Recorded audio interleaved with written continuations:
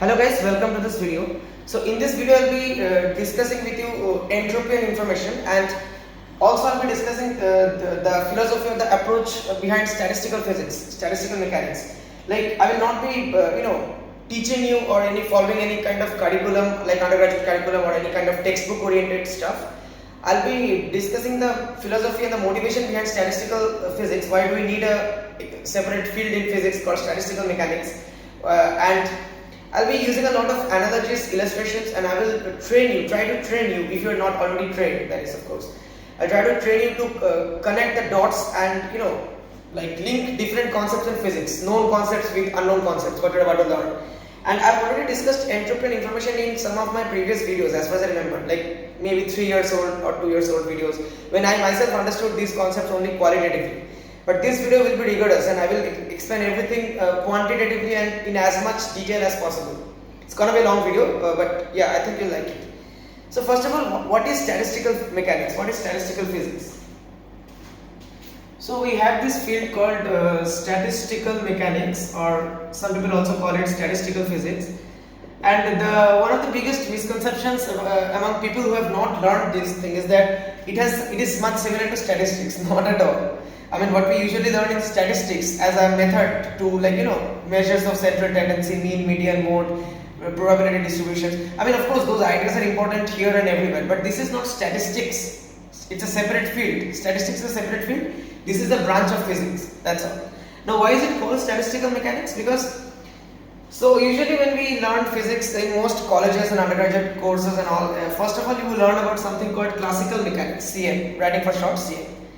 Classical mechanics, and then you learn something called quantum mechanics. I'm leaving out some other fields like relativity. Relativity is not, you cannot say relativistic mechanics, you cannot give it the same status as quantum mechanics, statistical mechanics or classical mechanics. But it's very important, and it becomes important only under specific circumstances, extreme circumstances, when the velocity is nearly when v tends to c, speed of light. But relativity is of course general relativity. That's one of the pillars of modern physics, the theory of gravity, and that comes from special relativity. But now when we're talking about these kind of things, mainly there are three mechanics: classical, quantum, and statistical. And I always say this is a very important. Like if you really want to understand physics, appreciate the beauty of the subject. A very important, very crucial step, very important exercise which you can do is study something very simple. It's called simple harmonic motion or simple harmonic oscillator, whatever. You study this first using classical mechanics. You have F equals negative of kx, Hooke's law. From here if you take the negative df, if you know that the potential energy, let's call it U, the negative gradient of the potential energy over the position x, this is in one dimension. It's negative du dx, that is nothing but the force. So from there you know the force and you can find out an expression for the potential energy, which is half kx squared. The potential energy of a harmonic oscillator, simple harmonic oscillator.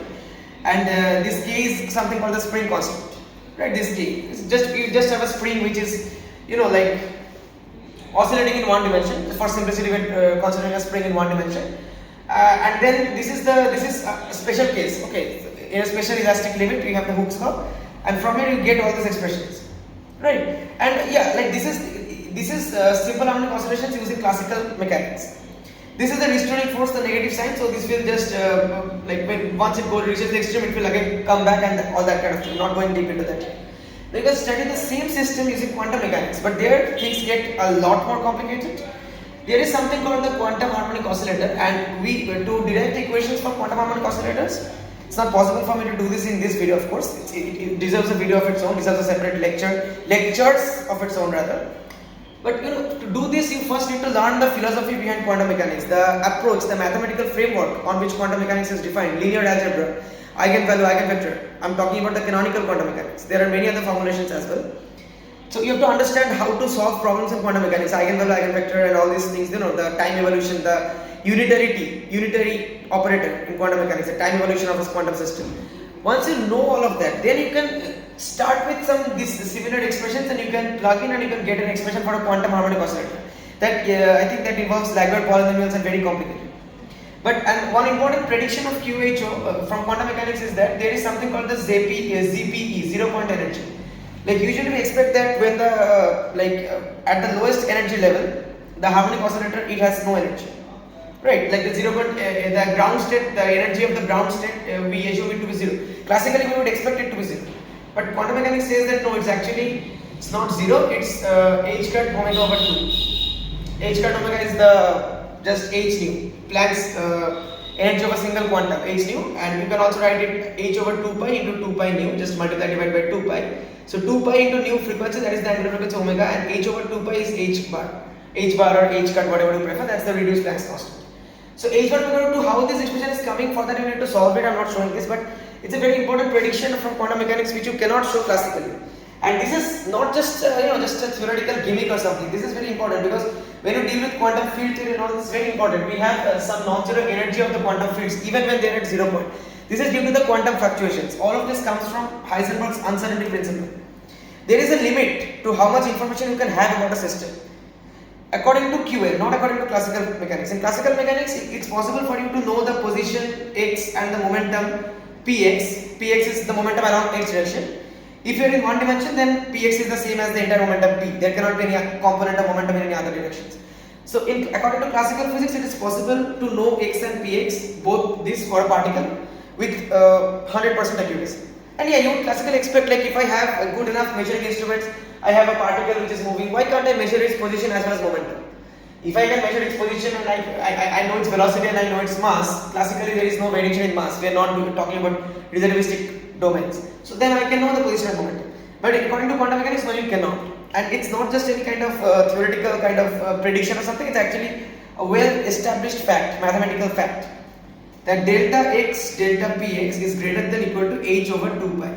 Or h bar over 2 or h over 4 pi, whatever. Anyway, this is a non-zero constant. This is your uncertainty or error in your position measurement, and this is the same for your momentum measurement.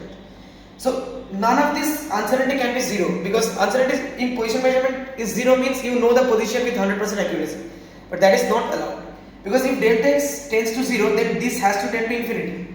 Otherwise, this entire right hand side will become 0. But no, this product should be greater than or equal to some non-zero constant, according to uncertainty principle.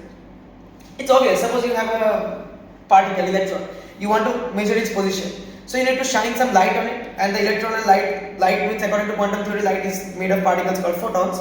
So there will be some scattering between the electron and the photon, and based on the scattering you can actually guess, okay, the electron was there, you can guess the position. But due to this scattering, the electron's direction has changed. Photon is a form of energy, light. So due to this scattering and all these things, the electron's momentum will be affected. I mean, you cannot know the position without affecting the momentum, and vice versa. And that is what the uncertainty principle says. And this is not just for position and momentum, this is also for energy and time. Any canonically conjugate variable, basically, see, you have position x and you have momentum p. So I mean, if I write this the dimensionally, just doing a dimensional analysis, not anything physical. So position x has dimension of length L. This is visible, right? Yeah. Okay, let me just write it here. Length L. Position dimensionally, this is just a product of some position times some momentum. Momentum has length, mass into velocity. So mass m, velocity is again distance over time. That is L over t. So L square over t. This is the dimension of this thing. Now, if you consider the product of some energy into some time, delta A, delta T, whatever. So energy is, what is energy? Energy is, okay, so energy is equivalent to work dimensionally, and work is, okay, force times displacement, that is your work, right? So what is force again? Force is dp dt, that is dimensionally just the momentum p over time t, and this displacement is just L. Momentum is what? Mass into velocity. So m and velocity is, we have an L here and we have a t here, right? We have a t here, L over t, so t square, and so this is for energy into t. So 1 t here. So we have m L square t square into t. So this t will cancel with the t square, and ml square over t, ml square over t. So the dimension is the same. And yeah, this is just to make you understand, but actually that is not the reason. The reason is that all these pairs like energy, time, position, momentum, they are called canonically conjugate variable. Now you might think, why am I diving deep into quantum mechanics and Heisenberg's uncertainty principle? That is not because, as my friends say, I am obsessed with quantum mechanics. Maybe I am, but that's not the reason. This is actually related to what we will be discussing next in statistical mechanics. Okay, so as I said, this will probably be a bit long video because I still find it difficult to keep my videos and lectures concise, and I'm doing this after a long time. I used to upload a lot of videos on this whiteboard during my high school, the class 11th and 12th. If you remember, if you can check the older videos on my YouTube channel. But recently then I shifted to Kolkata, to a different city, for my undergraduate education, and now that has ended. I am done with my Bachelor of Science in Physics. I'll be obtaining my degree maybe in 1 month, and then the next journey will begin. So in the time being, now I'm on holiday in my own home, with my parents, and I have access to this thing, and also I have access to some free time. Not really free time, I have a lot of other works, but yeah, it's not really as stressful as the exams in college. Anyway, so yeah, see, position and momentum, x and px, they are canonically conjugate variables, and so are energy and time. Now what do I mean by that? Canonically conjugate variables.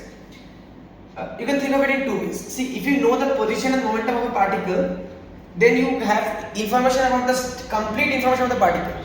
I'm coming back to it, but yeah, before that, see, this concept is actually used even in electronics. Energy is, according to quantum mechanics, h nu. H is a constant, nu is frequency. So energy is directly correlated with frequency. So, and we know that frequency and time. What is frequency? Frequency is 1 over time period. So dimensionally they are inversely related, right? Frequency is 1 over time period. Frequency means in this much period of time, maybe in 1 second, how many times, that is the frequency. So they are inversely related. Higher frequency means, like within this period of time, if you have a higher frequency, that corresponds to this is a very high school physics expression. Frequency is 1 over time period. So just that, if you look at the dimension, this is frequency, this is time. Time period is some time, right? So when I say that canonically conjugate variables, suppose you have an electric signal, pulse or something. So this is the signal strength or intensity, let me call it I, and this is the frequency. So if this is very much spread out in the frequency domain, spread out means it's like just from minus infinity to plus infinity, it's just like this spread out distribution, very much spread out. That means there is some uncertainty in the frequency. Why uncertainty? Because see, even this is a possible value, maybe with a less probability, but it's a possible value. If you think about it as a probability distribution, because in quantum mechanics, it's the probability amplitude, whatever. Then it is possible. This value is possible. This value is possible. Maximum here, but there are a range of possible values. You cannot narrow down the possibility. So you can think of it as more uncertain. But since nu is inverse proportional to time, that means if I plot the same signal intensity as a function of time for the same signal, now I am doing intensity as a function of time, then I should get something like this, a very narrow distribution, like a spike. And here you see automatically the uncertainty is very less, must be somewhere here. Here it is 0, here it is 0. So that means delta t into delta E, delta nu is basically delta E, the same thing, just multiplied by h, nothing more, nothing less. Actually, even this is actually called Fourier transform, nothing more. This is all linked by Fourier transformations. You can actually kind of derive the Heisenberg's answer principle using Fourier transforms. That delta E delta t is greater than equal to h over 4 pi. H over 4 pi. This h actually comes from multiplying delta nu, because nu and t, frequency and time, are related by Fourier transform. Okay. So yeah, now more the uncertainty in energy or frequency, the less the uncertainty in time, and vice versa. I think I gave you a good visual picture as well. Now let's move to statistical mechanics. All of this will be important. So yeah, maybe not all of this, but much of this. Okay. So what is the basic why do you even want to do physics? Let's go back to classical physics, Newton's days. Why did it all start? Because we want to make predictions, and we want to know how the world works and make future predictions. That's the main thing about science. And the good thing about science is that there is something called just a second, what was it called? Prediction, reproducibility or some, I'm not sure if this is the exact term, but the concept, the idea is that science is the laws of science, they are fixed, they do not change. I mean, usually they do not change. Of course, suppose we know today that Newton's law of F equals ma, it is not a very accurate law. It does not take into account relativity, Einstein's relativity. We know that mass is not really a constant. But this law holds for the domain in which it is supposed to hold, like for daily life macroscopic objects. If you want to go to a different domain, then we have E equals mc square. We have in quantum mechanics, we have Schrodinger's equation, E psi equals A Hamiltonian psi, so on and so forth. But that doesn't mean this is actually wrong in the sense this law has not changed. In its domain, f is still equal to ma, f is not equal to something else. That the thing about science is that if you do an experiment and if you find some result, then if you do the same experiment under the same conditions, like in theory, maybe it's not always possible practically, you will get the same results. Maybe there might be some experimental errors or something, but you will get the same result. That is the thing about science. In Heisenberg's uncertainty principle, that uncertainty, that error, that is not due to any experimental error, by the way. That is a fundamental postulate of quantum mechanics. That's an inherent property of the universe, as of now, to the best of our knowledge. Okay, and yeah, as of now, we have not found any violation to uncertainty principle and any counter arguments that really holds up as of now. And see, it's not like if you observe an electron, then you can know its position and momentum with a limited certainty. It's not that. Even before you perform a measurement, in quantum mechanics, the measurement means you basically mathematically it's a square matrix which is your operator, which has to be a Hermitian matrix because you must get real values of a physical measurement. And then you have a column matrix. This column matrix represents the state of a system.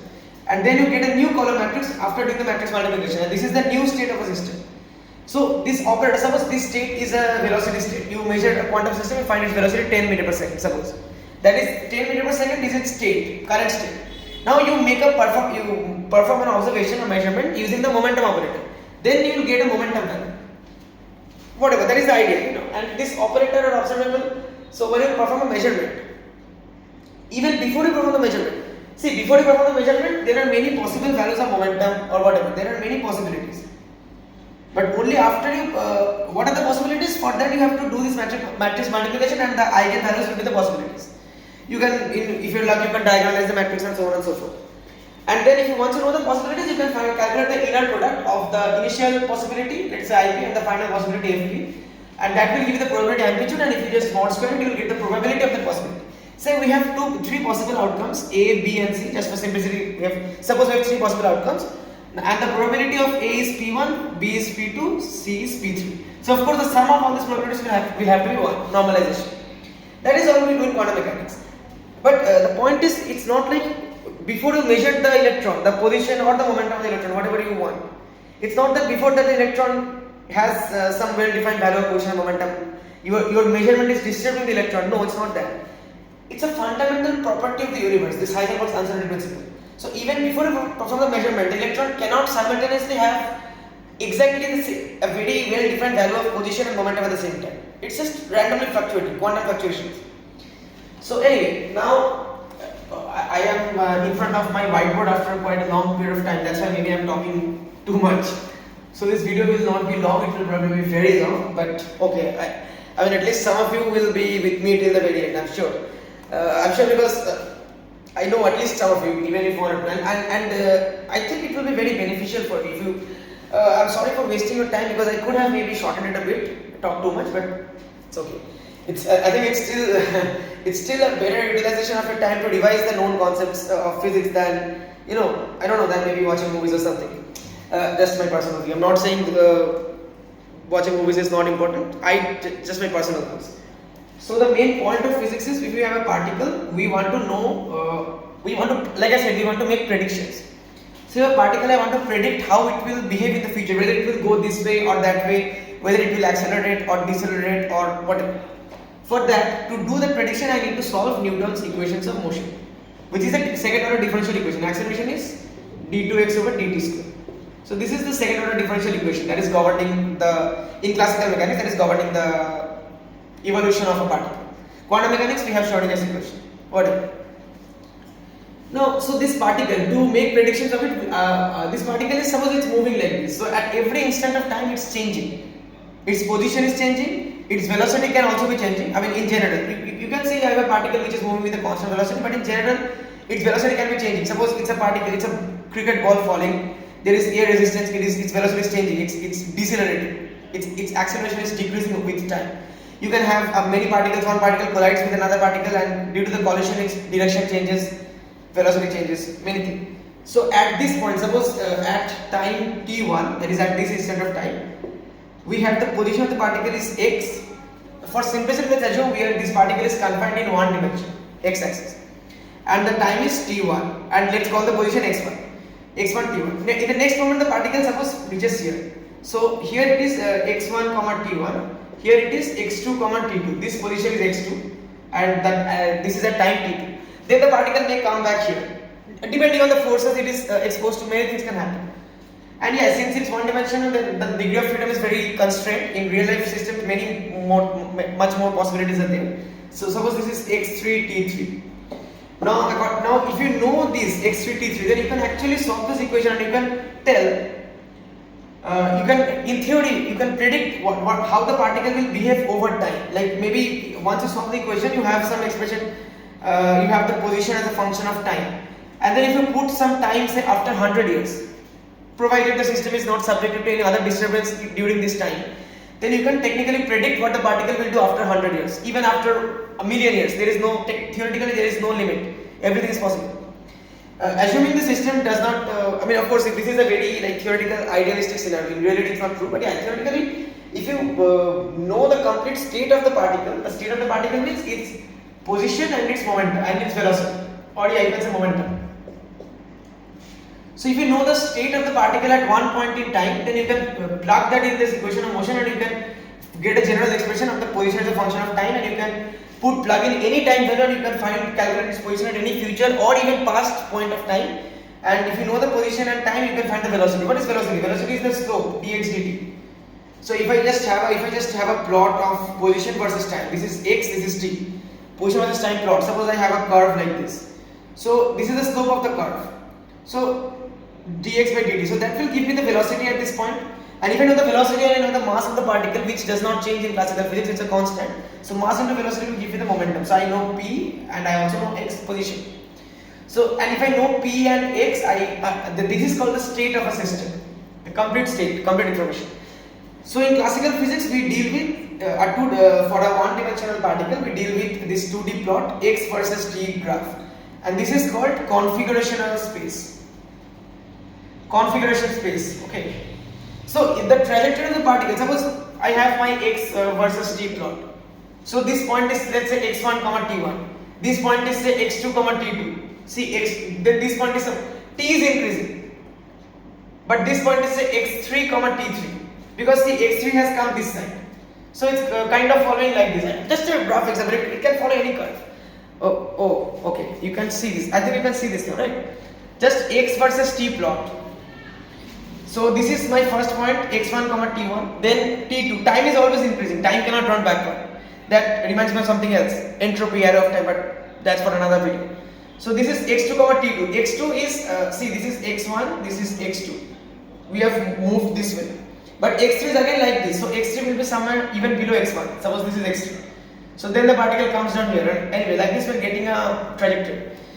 So if we, x and t. So if we plot all the states of the particle, all the points, all these x1, xi comma ti points as the particle evolves over time, we actually can trace out the trajectory of the particle on the configuration space.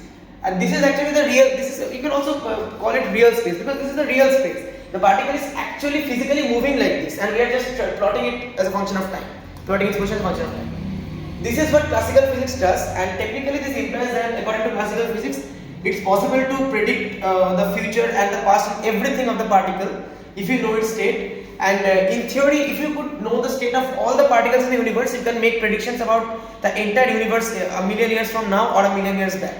That means this is the idea behind determinism. Everything is deterministic according to Newton's physics, classical physics.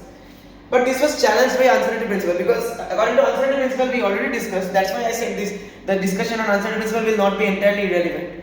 Uncertainty principle says that you cannot determine both these things, position and momentum, even for a single particle with 100% certainty.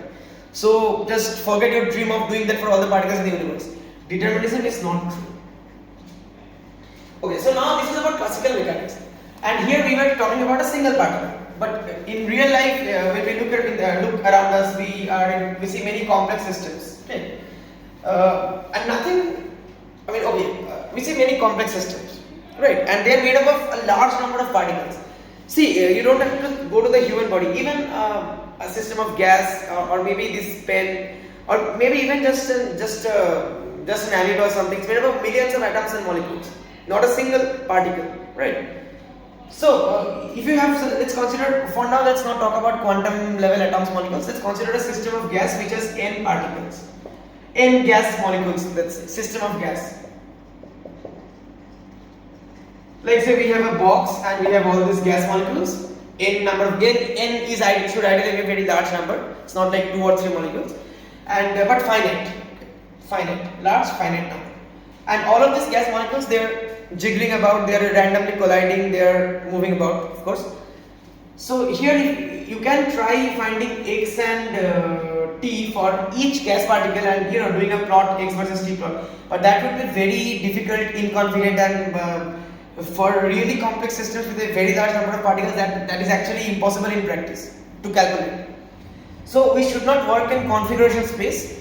Here what we do, we shift to a different mathematical space and something called the phase space. Just like configuration space, it's a position versus time plot. Here we talk about the momentum versus the position plot, p versus x, or in popular notation it's p versus q. Q is just the generalized coordinates. If you know about Lagrangian or Hamiltonian mechanics, the more generalized, more fundamental formulations of classical mechanics, then you can anyway you can write x. Doesn't make any difference. The concept is the same. So this is the phase space, and in statistical mechanics we deal with the phase space, not the configuration space. Now, see, phase space, the approach is the same. You have to know the position and momentum of each particle. So suppose I know this, and a point on the phase space is just x comma p, that's the position and momentum, and then you can track the particle over time and you draw a phase trajectory. You don't know any trajectory. Now this is not the real trajectory of the particle. In the previous case, the particle was actually moving like this, and that was in the real space. Now this is just to make us understand the particle is not actually moving like this. This is not a physical trajectory of a particle. But yeah, this is the phase trajectory. And why do we shift to phase space? Because you see, in the phase space, the coordinates of the point x comma p, they automatically give you the information about the state of the particle, that is the position and momentum. But in configuration space, the coordinate is t comma x or x comma t, whatever. Doesn't really matter whether usually we write time along the horizontal axis, but doesn't really matter. So yeah, in configuration space, like we saw in classical physics, a point on the space is the time and position. We'll give you information about the time and position at that point. Now to find the state of the system, you still need the momentum. You have the position and the momentum. So for that you have to calculate the slope dx dt, calculate the velocity, and then multiply it with them and get the momentum. But now doing this for a system which has a large number of particles is things really blow up in complexity, in complication. So, but here in the phase space, the coordinates directly give you information about x and p, the total state of the system. That is the beauty of phase space. Now phase diagram, see, let's consider a simple example, okay? Say you have this thing, you have a spring. Actually, in Wikipedia you can see a very good animation. Go and check it out, that will be better. But yeah, I'm still will try my best. So you have a spring and you have a small box here. There are many particles. I suppose this box is made of a lot of particles. Let's focus on this particle right over here. So just focus on the particle. It is moving up, down, up, down, up. It's just oscillating due to the spring. Just a simple harmonic oscillation. Ignore any kind of friction or damping force. Okay. So the phase, what will be the phase diagram? Okay. So this is my momentum. This is my position. So the position. You can see this, right? Yeah. Okay. Fine. So the position is just the x coordinate. Okay. Just a second. X and this is p. So let's start at the origin. See, initially when the particle is here, like when it has not started moving, its position was, let us say this is the origin 0 and this is the, the position, some position coordinate, whatever. So initially x is 0 and momentum is also 0. Sorry, I think it will be better if we say like this is the origin 0 and this is plus x and this is minus x. So initially the particle is here. Here its momentum is 0. You can do this mathematically, but anyone can do it. But I am trying to show this visually. That I think that's more important. Okay, so this is the origin line, horizontal axis. Now when this particle is here, its momentum is 0. It has not yet started moving. Velocity is 0. So p is 0. What about x? I'm sorry, p is 0. So but x is, say this plus x. So let's say this is plus x, some non-zero value. This is plus x. Now as the particle starts coming down, you see it's along the x-axis it's coming towards 0. Its value is decreasing, so it should decrease. but it is gaining some momentum. So momentum should increase like this. So it should follow a trajectory like this. You get my point?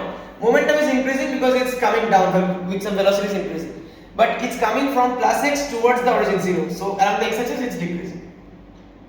Then once it reaches here, that here means x is 0. That means once it reaches this point, then it goes further down. So its momentum will decrease because this is a spring. There is a restraining force. Momentum cannot increase indefinitely. There is a restraining force, and x will again it will move to minus x here, and then from it will go up. So from minus x to 0 to the origin, and in this part momentum will momentum will increase in the negative direction, and then like this.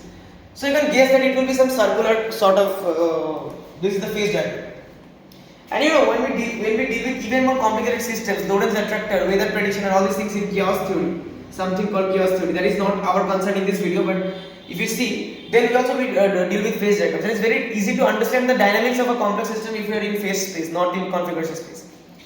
Now you can also show this mathematically. Let's say this is just like a spring, right?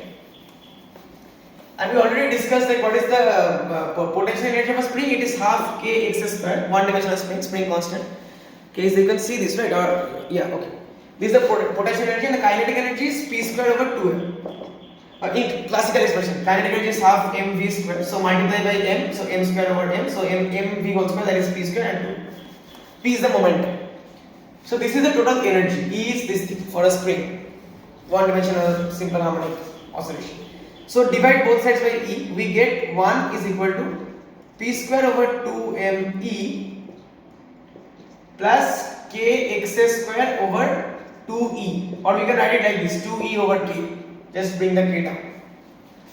Now what is the equation of an ellipse? If you remember, it's x square over a square plus y square over b square is equal to 1. See the similar form. This is 1, this is 1. So here in phase space we are interested in p versus x plot. So p is my y here, so y, this is my p. So b is my 2me. So we get an ellipse like this with this as 2me and this as 2e by k. Okay, and here my x-axis, that is my x. So yeah, mathematically you see it's the equation of an ellipse. And in the special circumstances that 2me will be numerically equal to 2e by k, you will get a circle. Circle is just an ellipse, right? It's just a special ellipse with eccentricity 1. But it's an ellipse, the general form. So this is mathematically, but yeah, this lacks that visual appeal of what I showed you, like in the spring. That is the way you should approach physics. First you try to understand visually. Don't even try to solve equations at first. That's my personal kind of suggestion. I'm not sure if this is always a good advice, but yeah, whenever you see a problem or anything, especially a research problem, if you're preparing for exams, is another matter. Then don't try to just jump and solve the equation. Okay, I know the equation, let's see what happens if I do this differentiation, if I do this integration. No. Just look at the question, steer the question for maybe 1 hour, 2 hour, and for maybe 1 minute, 2 minutes, and whatever, even if it takes you 10 minutes, 20 minutes, it's good. Look at the question and try to visualize it and try to think, okay, a pendulum, like a spring, it's moving like this. So if I plot its position and momentum, how will the phase diagram look like? You should be able to say it will be a circle without even doing all these equations. It will be circular, elliptical, whatever. Okay, so yes. This is actually, it's like I sometimes think it's a very good question, would you rather question. So would you rather, suppose let's say just for fun, just maybe I'll take 2 minutes of just. So suppose you are given two options. You can either have one superpower. You have two options to choose from. Superpower number 1 is if you look at any kind of graph, any kind of plot, any kind of plot, you'll be able to just by looking at the plot, you'll be able to see you'll be able to say what is the function of form. So any kind of random plot. I mean, of course, if this is the plot, anybody will be able to say that this is the plot of y equal to x square parabola. But no, any general, suppose a plot like very complex plot like this or something like this. Just by looking at the plot, you'll be able to say y as a function of x. What will be the function of form? Exponential, logarithms, whatever. You'll be able to say that. This is superpower number 1. Will you opt for this, or number 2 is if you're given some equation, suppose you are actually given the functional form of the equation, suppose y equals to, I don't know, something, just by looking at the equation without plotting using any software or anything, you will be able to visualize how will the plot of this equation look like, just the reverse. And now personally I would go with superpower number 1, because if you have the equation, plotting it using software is not very difficult. But if you have a plot, even using software, if you have a really complicated plot, even using software, finding out an equation that really fits it is, I don't know, just a personal, I think I'd go with superpower 1. What about you? Just a thought I wanted to discuss. It's actually a good idea to learn to decode graphs. It's a very good idea. You can actually play around with graphs in Desmos and all. It's a very good idea. Anyway, I upload a couple of shorts, YouTube shorts about beautiful animations in Desmos which look very similar to real processes like cell division and all. And this is important. It's actually a very good branch of physics of life, where we do all this entropy and all these things. We try to model the simulate and all these things, polymer demixing, how cell division happens. It's all to do with physics and entropy. All these things, physical principles. Okay, so now that we know a little bit about statistical mechanics, now we will discuss. Now I think there is nothing much left to discuss, not a variety of topics, but whatever is there to discuss will take a little bit of time, take quite some time. Okay, so yeah, if you decide to watch the video to the very end, you are still in for some torture, I guess. Anyway, you can actually see the full length of the video. You are viewing it once I will be uploading on YouTube. Even I don't know what will be up to how long the video will be at this moment, right? Future is undetermined. We have to it's uncertainty principle. Delta T. What is the uncertainty time? What is the uncertainty in my guess? Now the video is 36 minutes. So let me guess it will be 1 hour 10 minutes. What is the error in that guess? It depends on delta E. Anyway. Okay, so now what I would like to do is, so there are some basic fundamental principles of statistical mechanics. What statistical mechanics wants to explain the macroscopic properties of a system using its microscopic principles. Thermodynamics. In thermodynamics is thermodynamics TD. So TD is mostly an empirical science. Thermodynamics deals with properties or parameters which you can directly measure on the lab, macroscopic parameters. Say a system of gas, what is the temperature? So thermodynamics will give an answer. Statistical mechanics will also give an answer, and statistical mechanics will actually show you theoretically how to arrive at those equations of thermodynamics. Thermodynamics is not really that much rigorous about theory, it's more of an empirical science. Now, temperature, volume, what is the volume of the system? These are macroscopic properties. You can ask what is the volume of the entire system, but you cannot ask what is the volume of this particular gas molecule. That is a meaningless question. You can ask what is the temperature of the system, but you cannot ask what is the temperature of this particular gas molecule. That's a meaningless question. Temperature is a collective property, it arises because of these vibrations of the gas molecules, which is related to their average kinetic energy, law of UV partition of energy. Classical law, it's not true, not always true, not fundamentally true, but yeah. So statistical mechanics wants to explain, rigorously, theoretically explain, derive all these macroscopic properties, like maybe entropy is also a macroscopic property, volume, temperature, using knowledge of the microstate of the system. What do I mean by microstate? So microstate and macrostate, very important terms in statistical physics. So just visualize, no need to, I will not be telling you any bookish definition of microstate or macrostate. Okay. So you have a system of gas, so it has, suppose for simplicity, let's say it has 5 gas particles. Just for simplicity, usually the number is much higher, of course. So suppose I take a snapshot, these particles are moving about, colliding and all these things. Now I take a snapshot at time t equals to 1, t equals to t1. Now at this time, suppose this particle is moving in this direction with velocity v1 and its position is, suppose let's say p1 or let's say x1 or something. See, it's actually this is the particles are not confined to one dimension. They can move this way and that way, x and y, let's say. Actually 3 dimension, because this is a 3D cube, volume of rock. I cannot show it here. So yeah, but when I say the position is x1, don't assume the particle can only move in a single x direction. It's just to make you understand. It's not just to make you understand the concept of microstate and macrostate. Say this particle is moving this direction with velocity v2 and its current position, like right now at this point of time, its position is x2. Similarly, x3 is current position, and suppose it's moving in this direction, velocity v3. Suppose v4 and x4, and this is let's say v5 and x5. So at this point in time, I have taken a snapshot of the system at time t equals to t1. I have freezed the system. System is evolving. The system is in equilibrium because statistical physics only deals with systems in equilibrium. No, that's not true. There are more advanced branches, non-equilibrium statistical physics, and even when we do stochastic simulations and everything. But yeah, usually when we start just at the beginning, and in fact, much of standard statistical mechanics deals with systems in equilibrium, simply because it's very easy to deal with these systems. Now, when I say a system is in equilibrium or near to equilibrium, approaches tends to equilibrium. Because when I say the system is in equilibrium, I mean there is no exchange of any energy, heat, or information with the system and the surroundings. That's what I mean. But that a system in equilibrium does not mean the system has to be static. All these gas particles are constantly moving, but they are moving in such a way that they are maintaining the overall temperature of the system, that is T. This temperature is not changing. If the temperature is changing, that means there is some heat exchange. That means the system is not in equilibrium. Any system which is not in equilibrium, over time it will by itself tend to settle in equilibrium. That is the principle. That is the tendency of everything around in the world around us. It will tend to settle in equilibrium. Suppose the system temperature is higher, T1 is T2. Suppose if T1 is greater than T2, then automatically heat will flow out from the system until these two temperatures become equal, and then the system will settle in equilibrium, and so on and so forth. Okay.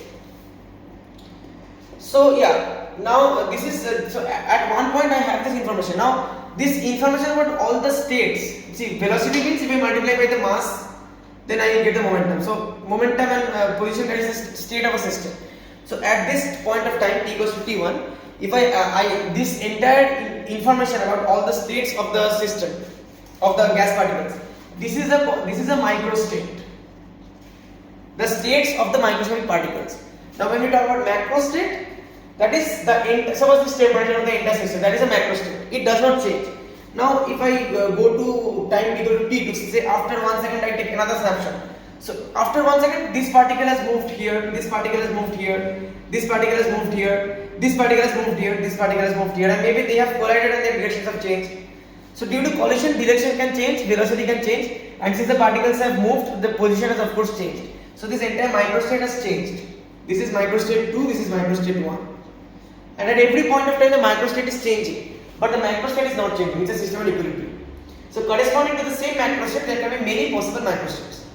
This is the one. It's a very basic postulate of statistical mechanics. Just a second.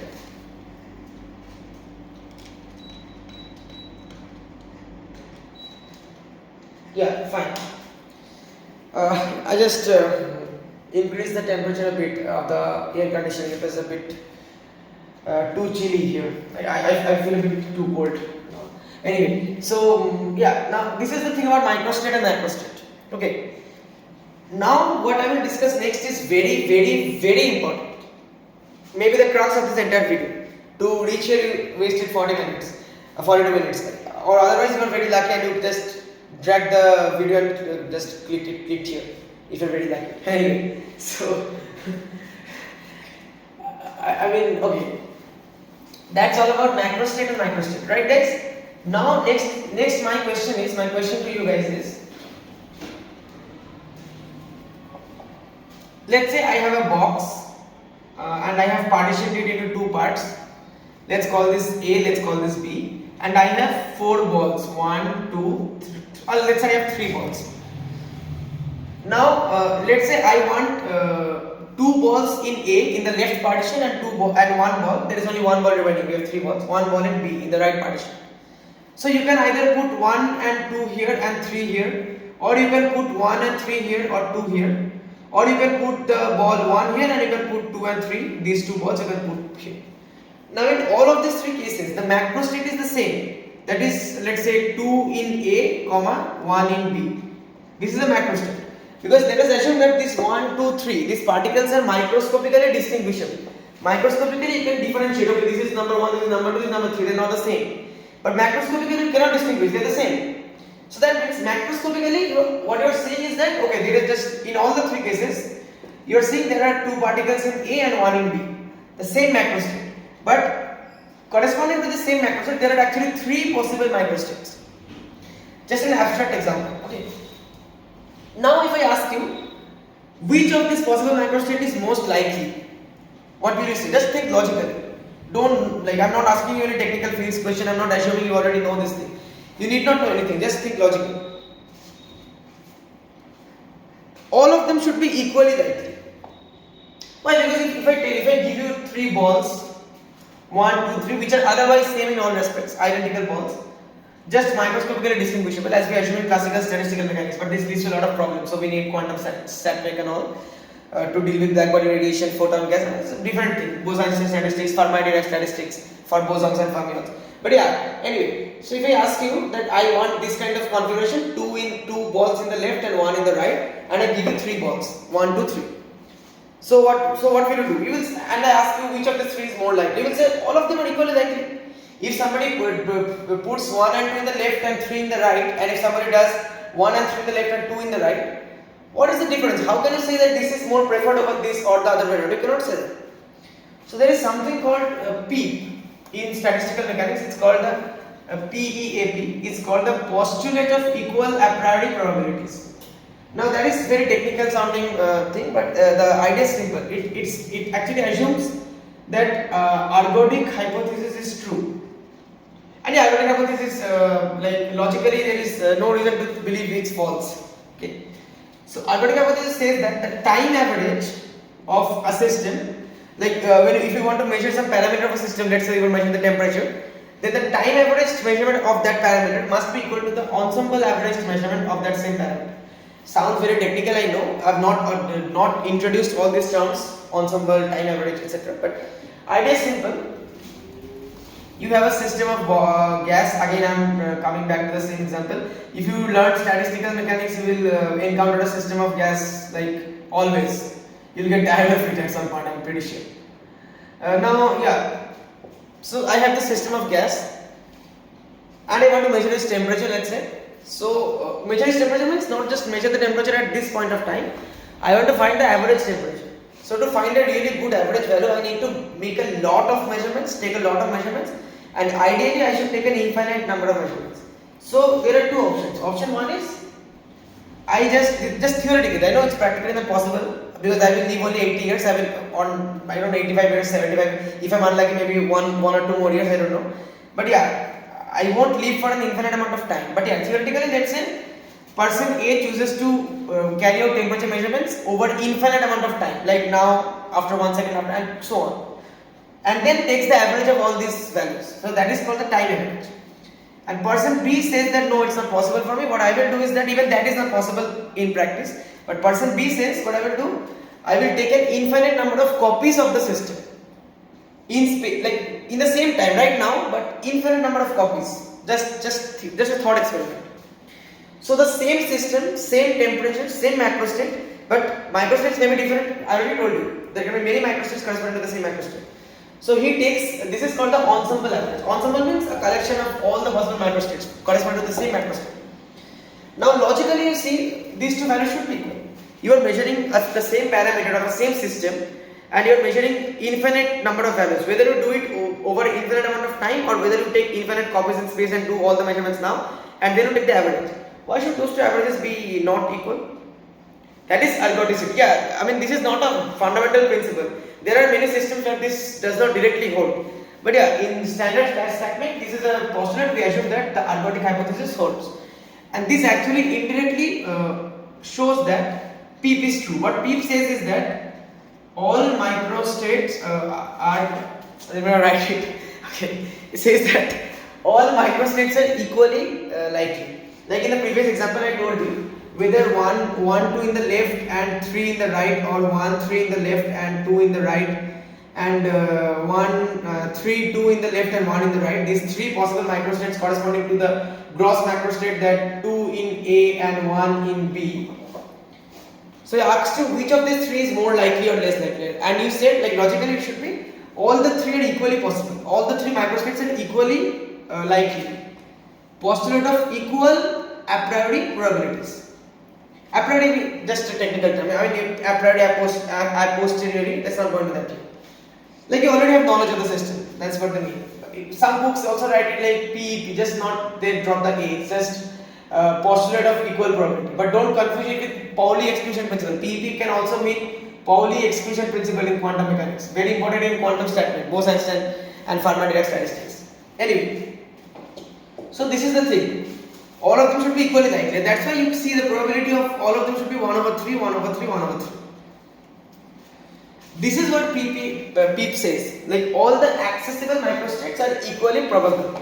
And why do they say accessible? Because there are many possible microstates that can be possible in theory mathematically, but when we are dealing with the actual physical system, like a system of gas and everything, there can be some constraints.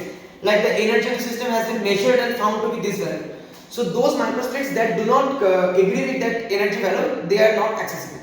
Only a few microstates are accessible. Okay. Okay. Now this is all about this thing PEEP and all. Now this is very important to question logically. I am trying to teach you the logic, not the rigorous mathematics. That can be done in any textbook you can do if you are good with the logic. So I claim that ergodic hypothesis indirectly indirectly points at P. Why? Logically why? One is saying all microstates are equally likely, and the other is saying time average equals to ensemble average. How are they related? Logically. Okay. So if you say time average is equal to ensemble average, so ensemble average means you have considered all possible microstates. You have considered all possible microstates, infinite copies in space. And if you find this to be equal to the time average, what does it mean? That means over sufficiently long time, system accesses all possible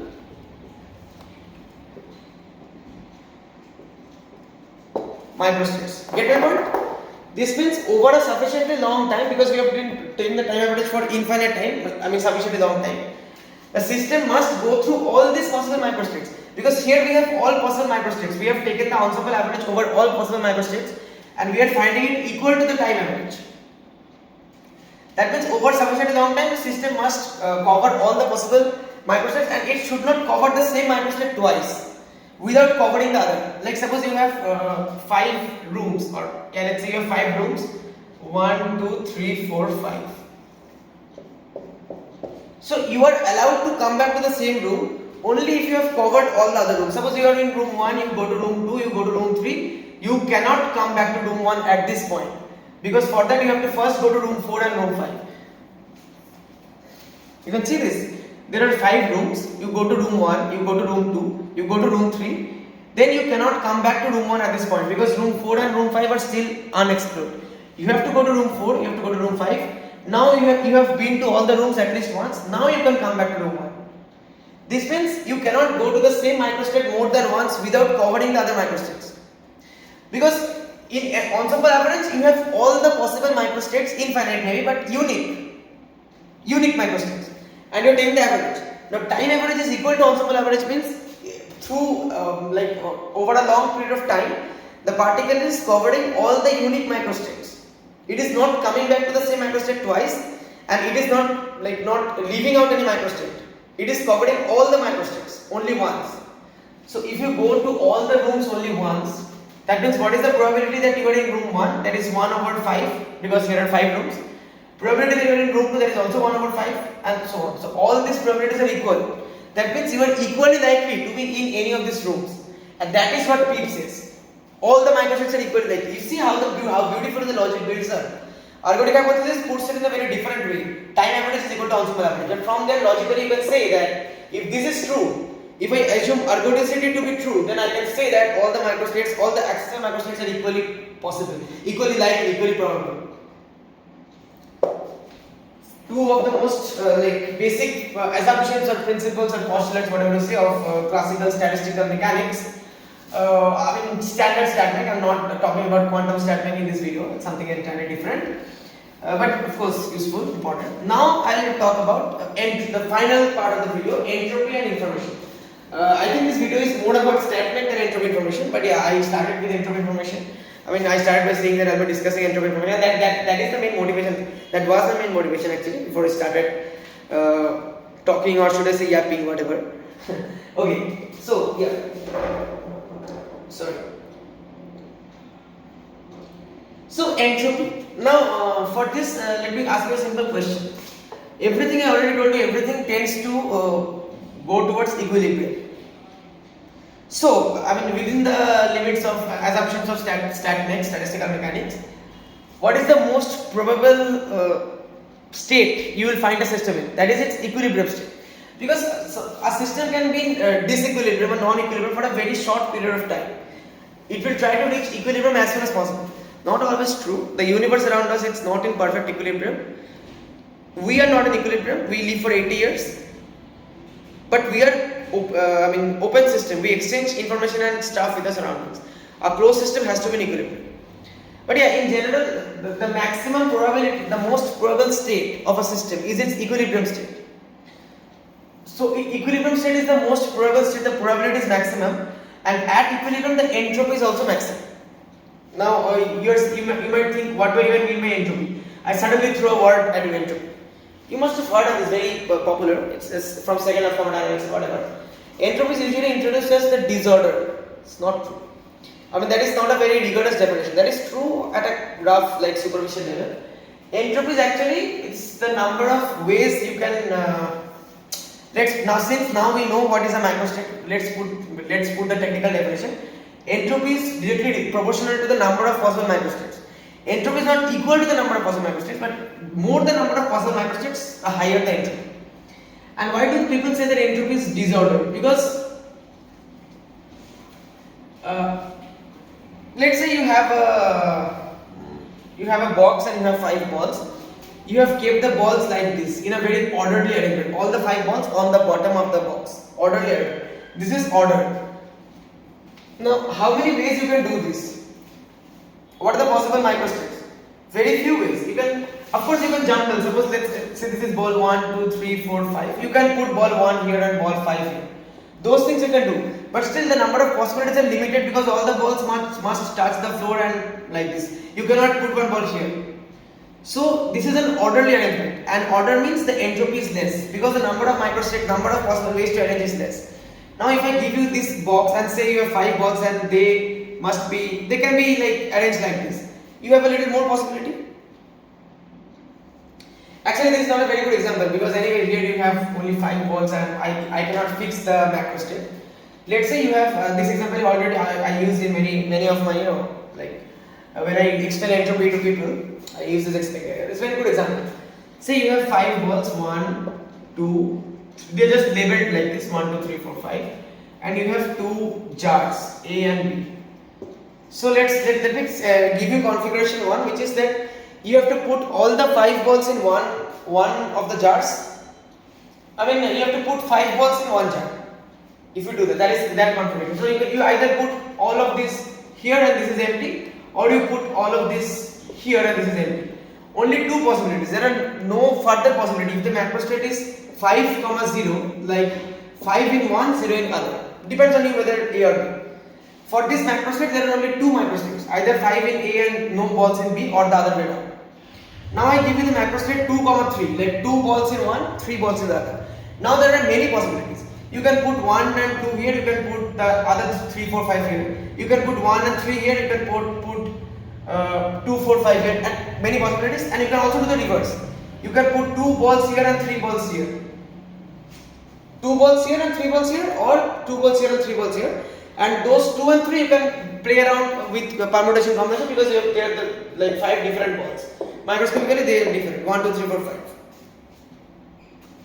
In this case the entropy is more, of course, because it's disordered system. It's not ordered. 5 balls here, no balls here, looks pretty ordered. Now it's disordered, jumbled up, many more possibilities. Entropy is more. Now let me ask you, which is more near equilibrium? 5, 0, 2, 3. In the first case, all the balls are concentrated in one side and there is no ball in the other side. So it's clearly not in equilibrium. It's a disequilibrium condition. This is nearly equilibrium. I mean, if we have 6 balls and it's 3, 3, then it's perfectly equilibrium. 3 here, 3 here. And even 2, 3, it's nearly in equilibrium. It's much more at equilibrium than 5, 0. That means maximum entropy corresponds to equilibrium. And equilibrium also corresponds to maximum probability, most probable state. Logic is clear? Maximum entropy in this case, that is the equilibrium state, and equilibrium state is the most probable state for physical systems. So that means you may think, I mean you may assume it won't be a very incorrect assumption to say that there must be some dependence, some relation, mathematical relation between entropy and probability. S must be some function of P. P is the probability, S is the entropy. But what is this mathematical dependence? Is it like S equals P square, S equals P cube, S equals E to the power P, S equals log P, whatever? What is that? For that you have to find that, right? Exact mathematical form you cannot just guess it by discussing. By discussing or by just thinking, you can guess that there must be some mathematical dependence between S and P. But what is that mathematical relation? Okay, so let's derive this. So let's assume that we have we have a system whose let's assume we have a system and P is the joint probability of the system to be in equilibrium and S is the corresponding entropy, total entropy. Now let's consider two separate systems. System and the system 1 and system 2. Now for these two separate systems, they are actually the same system. We are just dividing into two separate systems. Say we have a box of gas here. This is the total system S. Now we consider these system, break it into two parts, like not physically break it. Okay. So then let's say we need to break it into two systems 1 and 2. The entropy is S1 for system for the portion 1, system 1, S2 for system 2, and the probability of finding system 1 in equilibrium is, let's say, P1, and the probability of finding system 2 in equilibrium is P2. So this P is the probability of finding the total system S in equilibrium. That means this should be P1 into P2. Probability add up, right? Because if it's the joint probability, it will add up. P1 into P2. And S is the total entropy of the system, so that will be S1 plus S2, not S1 into S2, because entropy is not like entropy. This is entropy of part 1 is S1, of part 2 is S2. So in the total system, entropy will be S1 plus S2. From here we can say that, and similarly, since S is a function of P, by the same logic, S for system 1, S1 should be a function of P1 and S2 should be a function of P2, right? So in place of S we can write F of P. S is equal to S1 plus S2, so in place of S1 we can write F of P1, in place of S2 we can write F of P2. So this is the equation we arrived at. This equation. Clear? Now what we do is that, we take the derivative of this equation with respect to P1. So dFP over dP1. Now using the product rule, using the chain rule of derivatives, we can write this as dFP over dP1, we can write over dP into dP over dP1. Just the Alien system rule. So dP over dP1, now what is P? P is P1 into P2 from this equation. So dP over dP1 is dP1 P2 over dP1. Now when we are doing the differentiation with respect to P1, we will treat P2 as a constant. So P2 will come out and we are left with dP1 over dP1. This is just 1, right? So the left hand side gives me P2 into dFP by dP is equal to FP1. So we are taking the derivative with respect to P1. So that is dFP1 over dP1. This will be some value because FP1 depends on P1 plus 0. Why? Because this is FP2 and we are differentiating with respect to P1. So of course there cannot be any functional dependence. P1 and P2 are independent, right? Independent variables. That's why the probability, like the multiplied, they are independent variables. So this is one expression we get. Okay, but now we'll do one more thing. We'll multiply both sides by P1. So then we already have P2 here, so we have ultimately, let me just write it like this clearly. So we have P1, P2, dFP by dP is equal to P1 dFP1 by dP1. Similarly, let me rub this. Now if we do the same thing, but now we take a derivative with respect to P2. So then we get dFP by dP into dP dP2. So that means P1 will come out is equal to, this will be 0 and this will be dFP2 by dP2. So again we multiply by P2 this time. So P2 here.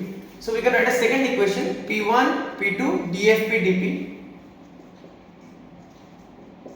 is equal to P2 dFP2 by dP2, right? Now look at these two equations. The left hand side is the same. This and this are the same. So that means these two must be the same. So let us equate them. Now see, this expression it's only and only a function of P2. P2 into dFP2 dP2. And this is solely a function of P1. Now P1 and P2 are independent. And this is, and if a function of P1 is equal to a function of P2, this is only a function of P2, only a function of P1. That means this must be equal to some constant k.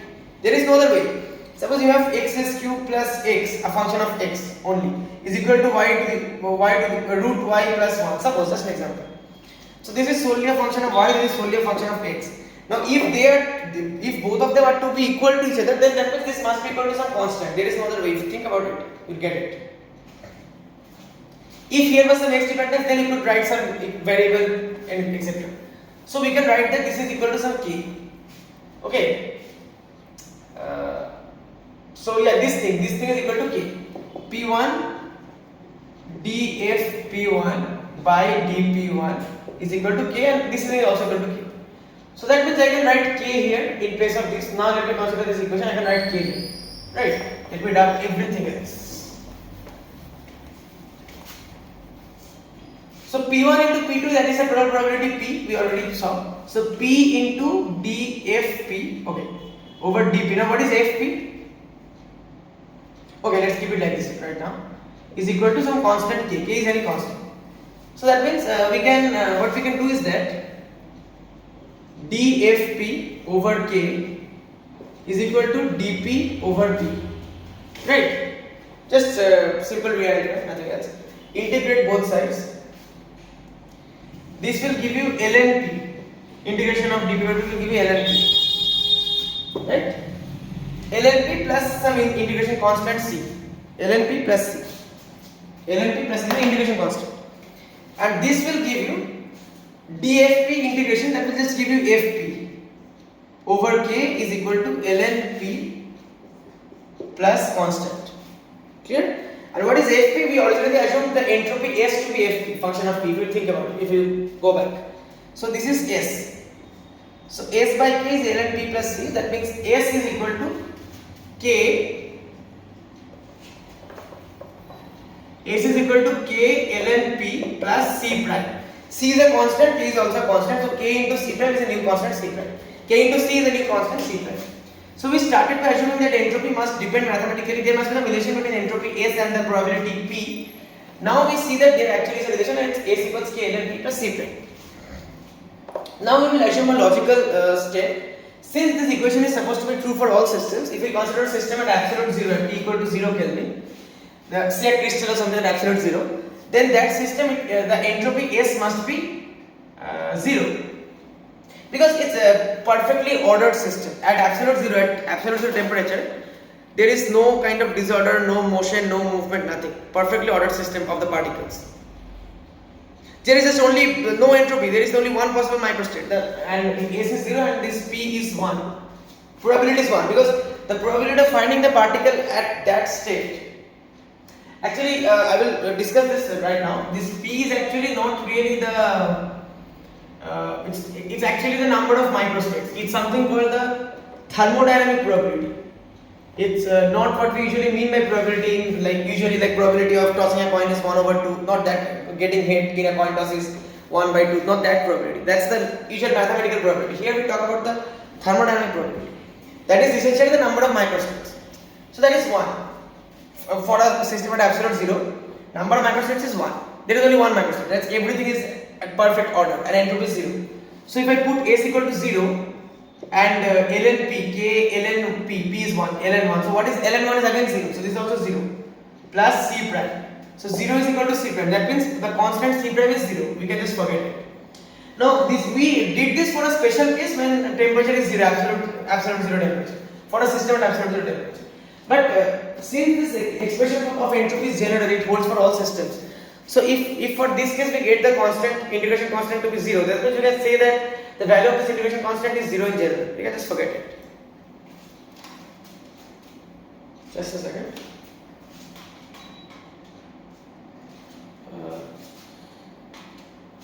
Yeah.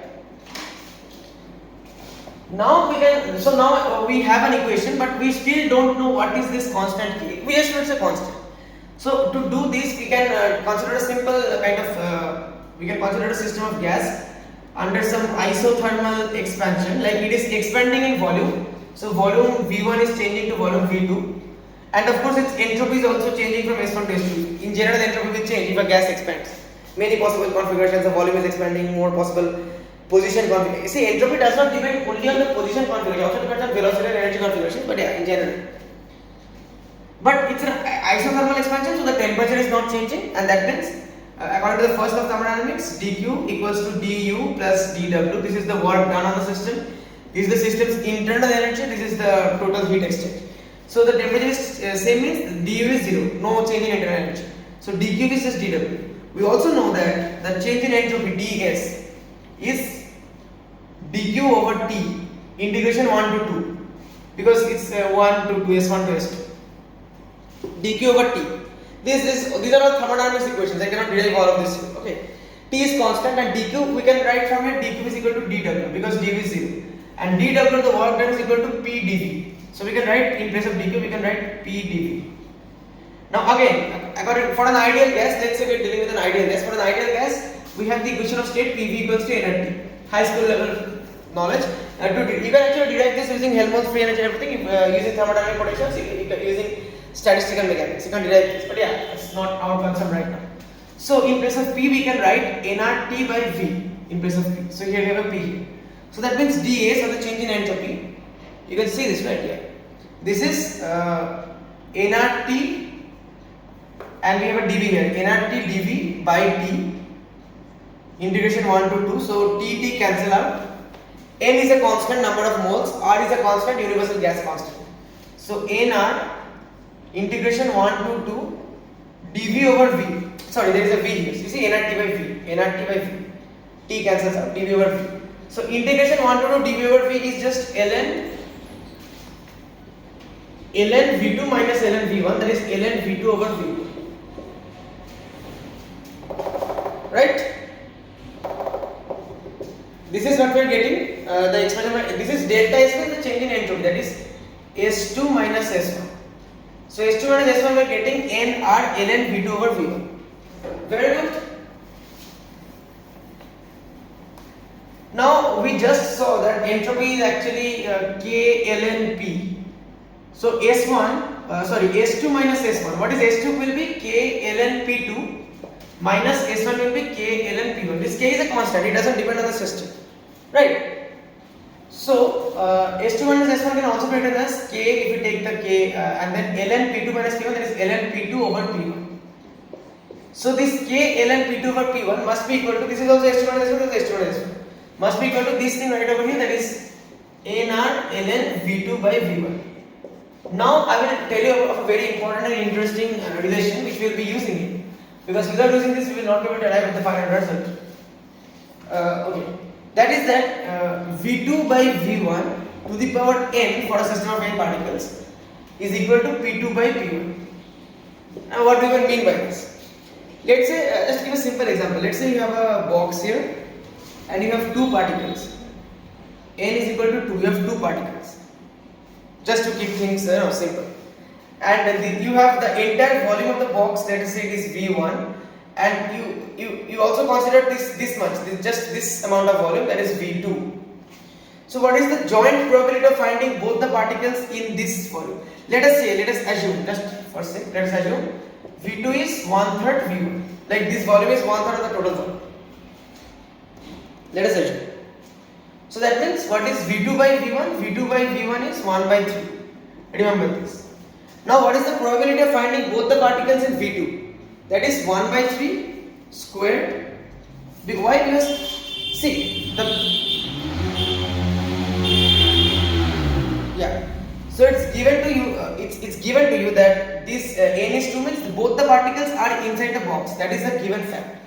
Now if both the particles are inside the box, that means they must be somewhere inside the box. So what is the probability that they are within 1/3 volume of the box? That is just 1/3 itself for one particle. For the second particle also it's 1/3. So probabilities will multiply. So in total you have 1 by 3 into 1 by 3 is 1/3 square. This is the probability. This is actually P2. You can see this right now. You can see this. So this is P2, the probability of the particle, both the particles being in V2. And what is P1? Probability of both the particles being in V1. That is just 1 into 1 square. That is 1. Because V1 is the entire volume, so the particles must be here. The probability is 1. So what is P2 by P1? That is 1 by 3 squared over 1. That is just 1 by 3 squared. Now what is V2 by P1? It's 1 by 3. So we can write that P2 by P1 is actually V2 by V1 squared. Now here there are n was 2. Here there are 2 particles. In general, for n particles we can write P2 by P1 is equal to V2 by P1 to the power n. So that's what I have written. Okay? Clear? Okay. Yeah. So in place of P2 by P1, what I will write is, now I can write V2 by V1 to the power n.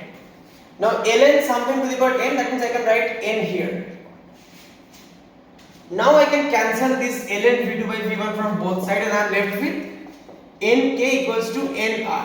Now what does this equation mean? Very important to understand.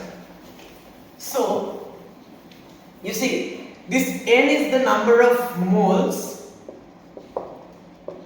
r is a constant, whatever, k is a constant which we are trying to determine, and this n is the total number of particles in the system, whatever.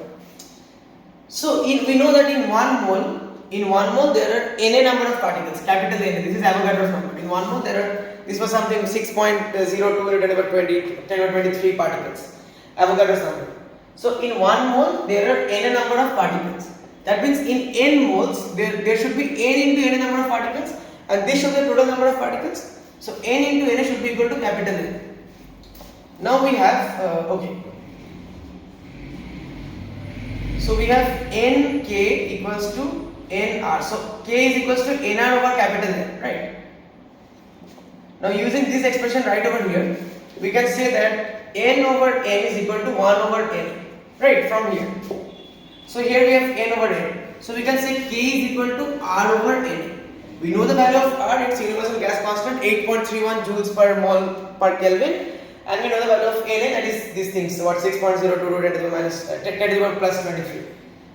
So plug in the value and you will get the value for k. It is something 1.38 10 to the power minus 23, I think. You can calculate, and this is actually called this constant, this value k. This is the value of k we have found out, and this constant is called Boltzmann's constant, Kb. Ludwig Boltzmann was the one, he was one of the pioneers of statistical mechanics, and he gave all these ideas about entropy, and he also had some like pretty crazy ideas obviously about Boltzmann brain and everything, but that's for another video. But I really like this guy. He laid the foundations and he was a very like pioneer in his field, and his life is also kind of tragic, and I mean you can check it out anyway. So now we can say that entropy is equals to Kb. Now we know the value of the constant. It's no more an arbitrary constant. We determine the value of the constant. It's Boltzmann's constant. Kb ln p. And this p here is not usually the mathematical probability which you are familiar with. It's actually called thermodynamic probability. It's the number of microstates for a given macrostate. So for a given macrostate. So this S is the entropy for a given microstate. I'm sorry, for a given macrostate. And suppose if there are there are some number of microstates. So that number is your this thing, number of microstate for that macrostate. This is your p. Essentially the number of microstates, or the number of ways you can arrange the particles to get that macrostate. But yeah, and the total probability, for that you can just sum over all the possible macrostates if there are k macrostates, and that is actually called written as Kb ln omega. Omega, if you write Kb ln omega, that is the entropy of the entire system. Omega is the summation k pk. Because there are k number of macrostates, you are summing over all the macrostates. So when k is 1, then it's p1, the number of macrostates corresponding to macrostate 1, then p2 and so on. Basic definition entropy. Now, why did I discuss all this? Because finally, before I end this video, I would like to discuss something called information. Okay, so what is information? And so this is how is information related to entropy. It's a very like well known, even very well discussed point, but slightly like misunderstood. I mean, especially if you learn it for the first time, there must be some doubts, and yeah, it's a bit confusing at times. It's easy to get the overall picture, like why entropy must be related to information, but it's not so easy to, I'll try to do it rigorously. It's already 1 hour 20 minutes, but okay, give me some more time, some little more time. That's all I ask for. Okay, yeah. So let's say information. Okay, more entropy means more information. Is that correct? Yes, that is correct. To a certain extent. Say, like the same example, we have two jars here, A and B, and we have 5 different colored balls, 1, 2, 3, 4, 5. Okay. So when the entropy is very low, that means when all the 5 balls are here and there are 0 balls here, or the other way around. Then suppose I need to give you the full information of the system. All I need to tell you is that, hey, listen to me, there are 5 balls in A and no balls in B. That's all. If I tell this to you, you get all the information of the system, because you know that okay, all the balls are in A, there cannot be any other possibility. But if it's this kind of arrangement, like there are 2 balls here and 3 balls here, then to give you convey you the complete message, complete information of the system. If I only say okay, there are 2 balls in A, 3 balls in B, that is not enough. You will ask which are the balls that are in A? Is it ball number 1 and 2 or ball number 1 and 3 or what? There are many possibilities. So in this case, the entropy is more and the information is also more. Information means I need to give you more information. The information contained in the system is more. Right? You get that point. Now suppose I am about to send you a message. Text message, WhatsApp message, whatever. And let's assume that suppose I have sent you a message, but you have some third friend, like you have a friend of your own, someone else, not me, and you want that person to guess what the message was, what my message to you was, what my text was. You want that person to guess. But here is an interesting rule which you will follow, and that is that person is allowed to ask questions. Of course, that if that person is not allowed to ask questions, you cannot just guess randomly. I could be texting about anything at all in this world. So you tell that person that okay, you can ask me questions. I will give you answers. Based on answers, you have to guess what Urban texted me. But those questions, here's the catch: those questions have to be binary questions. The historical reason for defining information like this is that in computer systems we usually deal with bits 0 and 1, binary systems. So that questions, binary question means questions whose answer can be either yes or no, nothing else. Simple question. If you ask me a question, what is your name? You cannot say yes or no. What is your name? Yes. What is your name? No. It's not possible. That doesn't make sense. So what is your name will not count as a binary question. But if I ask you, does your name start with A? Answer can be yes or no. Does your name contain more than 5 letters? Does your first name contain more than 5 letters? Answer can be yes or no. Does your name contain less than 3 letters? Answer can be yes or no. So my point is, if you keep on asking these yes no questions, after a sufficiently large number of such questions, maybe after 10 questions, 100 questions, you can narrow down the possibilities and you can guess the answer. Suppose what is your name? You ask me, does your name start with A? I say yes. So automatically you exclude all the other possibilities for my initials. It cannot be B, C, D, E, F, G up to Z, because you know now it is A. If I say no, you will ask me some next question. Is it an alphabet before I? If I say yes, then you narrow down the possibility. If I say no, then you know okay, so it's something after I. Like this you can do this. So suppose you need to ask, let us say suppose you need to ask n number of questions to be able to successfully guess my message.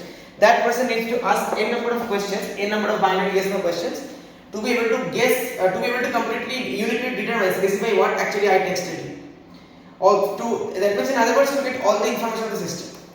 So since there are 2 possible answers, yes or no, so the total number of combinations is 2 to the power n. I think this should be clear to you. Now see what is log base to n. Log base to n Let us say this is equal to x, some x. So that means 2 to the power x will give me n. Actually no, I should say 2 to the power n.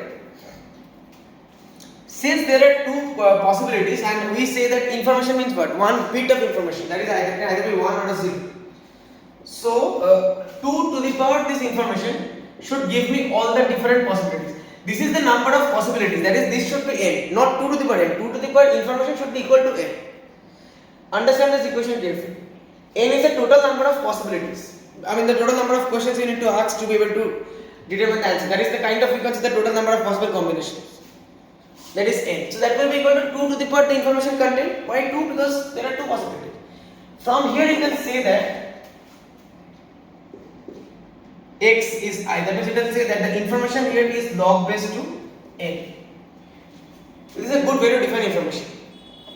And my point is this is actually much similar to entropy. Even mathematically, physically, I gave you the example why more entropy means more information. That two balls and 3 balls. That example. Even mathematically, S was kb was just a constant. Ln was natural log, that is log of the power e. P. Now natural log is proportional to log base 2. I mean it's not equal but it's proportional. And this p was the total number of microsets, which is the total number of possibilities, kind of combination. So they are kind of the same thing conceptually, this n and this p. And we have a log term, log base 2 or log base e, whatever, log or natural log before that. And this is a constant. So you can see both these equations, entropy and information, they are somewhat similar. Now before finishing this video, I will discuss Shannon's entropy, because Shannon was the one who pioneered this field called information theory, and it has a lot of applications in communication systems and even in theoretical physics, like less practical applications but very good deep applications. Like physicists today exploring entropy, exploring this information and all this different kind of Shannon entropy and all to deal with information paradox in black holes and many more things, fundamental ideas in theoretical physics. Information is like many physicists are claiming that space and time are not fundamental, but they are kind of emergent from some deeper level of reality. That's information.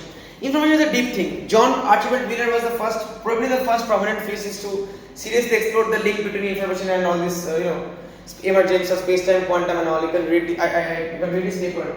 He explored some negative friendly question, a very good thought experiment, and he proposed that information is the most fundamental thing. It's neither space nor time nor gravity or whatever. It's very, very insightful paper. It's called The Search for Links, Quantum Information and something I forgot. It's a very big, popular paper. It's freely available on the internet. You don't need to you can freely access it.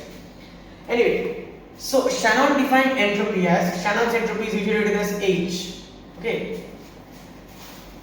I'm sorry. Yeah. He defined this thing H as negative summation I pi pi log base to pi. Why do I okay, this might sound technical, but this is the last topic we are discussing. Give me a few minutes, I'll explain this equation to you. Logically, not the entire maybe mathematical derivation or anything. So this is a negative sign right over here. So that means I can write this summation I pi log base to pi to the power minus 1. I can write it, right? Because log base to minus 1, that means minus 1 I can bring it here, negative sign. So if I just remove the negative sign from here, minus 1. And pi to the minus 1 means just log base to 1 over pi. Now I have not explained anything to you. What is p? What is this index I? What is h?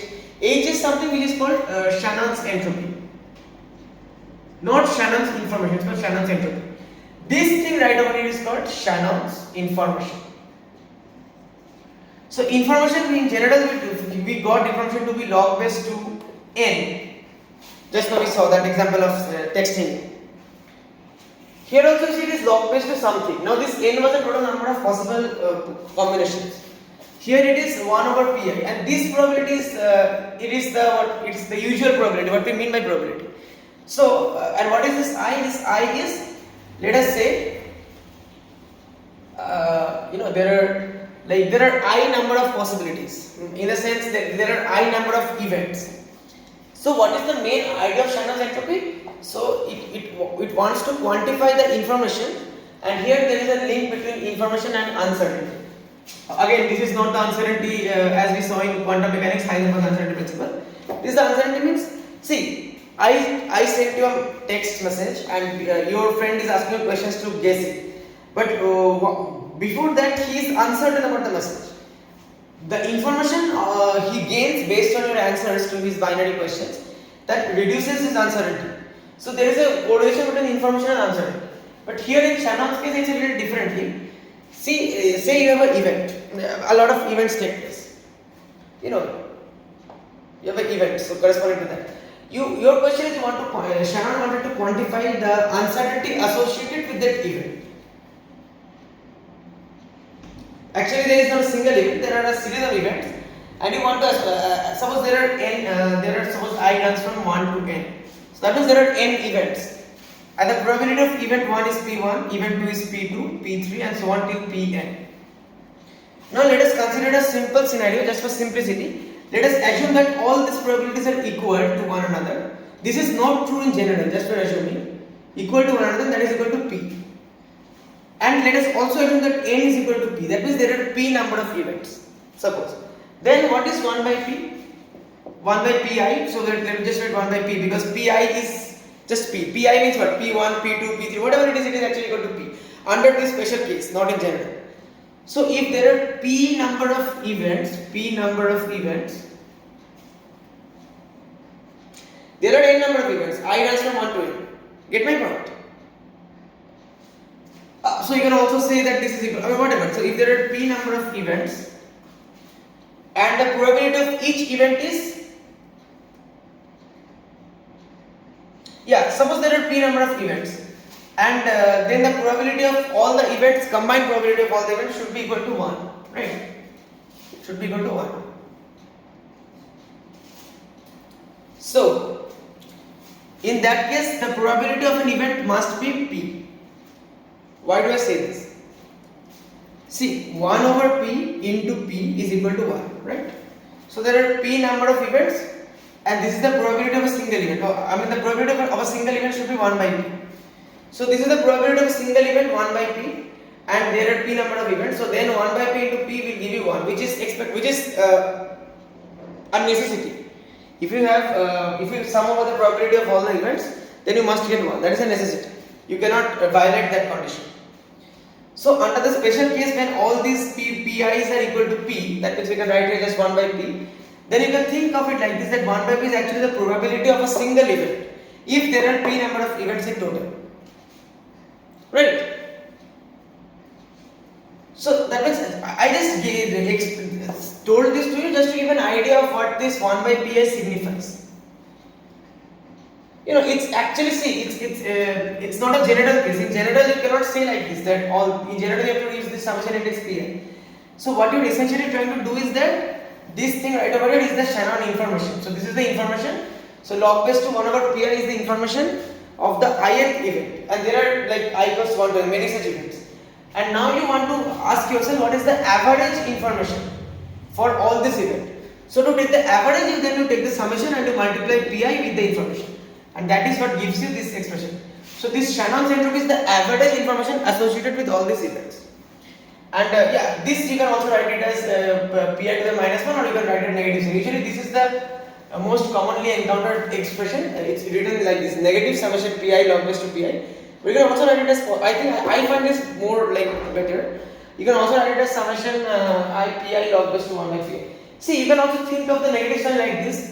Because since here probability is the natural mathematical probability, it's not any number of microstates or any number. Number of microstates means it must be greater than 0. It should be 1, it can either be 1, 2, 3, whatever. But actually it should be greater than equal to 1. But here this is the actual probability. That means it's a number between 0 and 1. It must be a number between 0 and 1. This pi. And log of anything between 0 and 1, that is a negative number. If you check. So this is negative, but this entire entropy information, Shannon was trying to find a mathematical quantitative measure of information. He was doing all of this on his own from scratch. So of course the total measure of your entropy information should not be negative ideally. Conventionally how will you interpret if you get a negative value of information or entropy? How will you even interpret that? So that's why Shannon said that, okay, let me put a negative sign here. Because this is already negative, so negative will become positive. That was the motivation. You can think of it like this, or if you want to write it like this way, then you can think that this 1 over pi. See, pi is the probability. Probability means what? Suppose the number of favorable outcomes, let's say n1 by capital total number of outcomes. So 1 over this thing, that means actually the total number of outcomes by n1. So you can think that it is the, I mean, you can try to think about this like in this way also. This was a bit confusing, I do admit, so it's better to think of it like this, but I try to show you, like, in case all the pi's were equal to p, then for p number of events, 1 over p was has to be the probability of a single event, right? For p number of events. I mean, yeah, for p number of events means I run from 1 to n, and this, yeah. So when I say for p number of events, what is this p actually?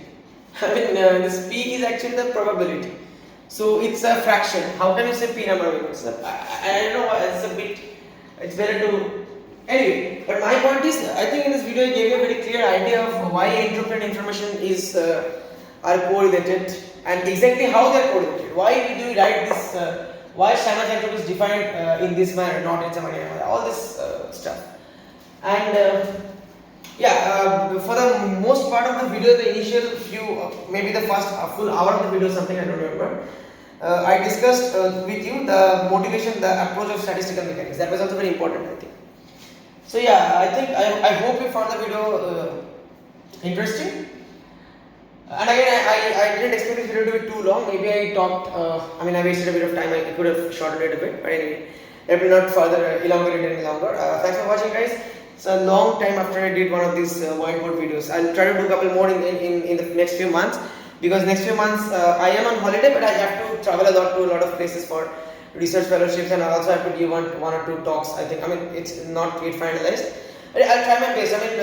The thing is that I'm just saying, because a lot of you email me, and those of you who have my WhatsApp numbers. It's not, although my undergraduate is done and my MS is more or less set to begin in September, but it's not like I have entire free time. It's a lot of work, and at times it's really important to take breaks also. Take breaks means not just take break from academics, break from everything, like switch off your phone and all that stuff, like break from humans, right? Because humans are the most, at least in my case, humans are the most effective drainers of my mental energy, and physics is the most effective booster of my mental energy. Physics as well as music. Anyway, and yeah, speaking of music, my new song will be premiering on my artist channel. For those of you who don't know, Urban Amplified, that channel, you can find that channel in this channel only. If you just click on this channel, under the other channels, featured channels, you can find Urban Amplified. It's my official artist channel on YouTube. My new song, In a Parallel World, is about to premiere, I guess. It's ready, the more or less music and everything is ready. I'm just preparing a lyric video. It should be up and about by the end of May, much before the end of May actually. So yeah, stay tuned, guys. Thanks for watching, and some more videos, exciting videos are on their way to this channel. And yeah, thanks for your support. 800 plus subscribers, and recently I checked, it's nearly 2 lakh views, 1,98,000 views right now. So it will be 2 lakh in a few days. So thank you so much, guys, for the support. Just keep supporting me, and yeah, keep criticizing me. Whatever you find like I need to change, just do that as well. I don't want to hear only praise. And thanks for being by my side. I hope this channel will grow even better, and even more importantly, I think this channel, some of my videos, some of the things I say, I explain, I do. My channel is there. You can find travel vlogs, unboxing of airplane models, and a lot of the less important stuff as well. But this kind of important stuff is also there.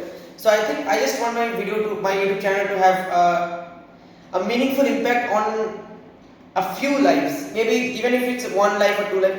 And I already know from some of the people I interact with in college, beyond college, that my videos, at least some people, although my videos are not of top quality and there are a lot of problems, even these guys, they point out the problems, but at the same time they acknowledge that my videos have had a good impact on their life.